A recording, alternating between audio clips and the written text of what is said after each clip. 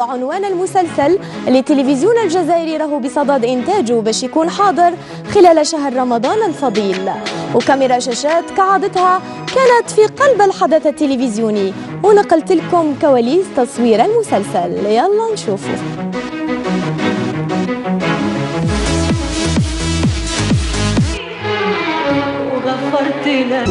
زينب يا رب. سارة العلامة، أمين ميموني، محمد عجيمي وأمال حمر في قفص الاتهام لأول مرة من خلال عمل درامي ينتجه التلفزيون الجزائري ويعيش حيثياته ووقائعها المشاهد قريبا.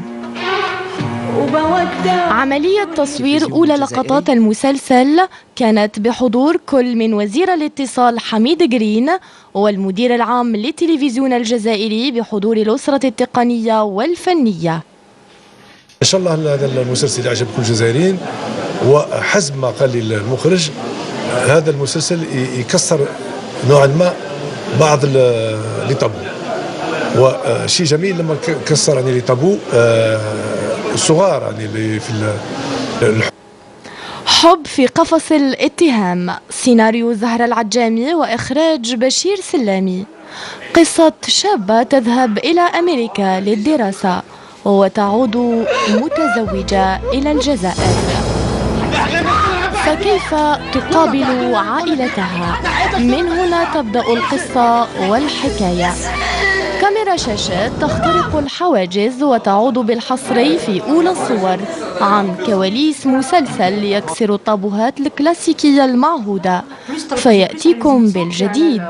المسلسل هذا اللي ديجا بروغرامي بور رمضان. فوالا باش نحكي لك دراما، هو سان فيتون دراما. كان شويه صعيب باسكو فيه 1000 مشهد انفيرون، يعني طويل وفيه بزاف يعني لي بيرسوناج، beaucoup de personnages qui vont faire partie de ce feuilleton. fait beaucoup de décors aussi, donc il y a beaucoup de personnages, beaucoup de décors. لأن نحب الأعمال اللي فيها كل الأجيال، يعني الجيل سبقني، الجيل تاعي اللي هو جيل مخضرم بالإضافة إلى الوجوه الجديدة. الممثلين اللي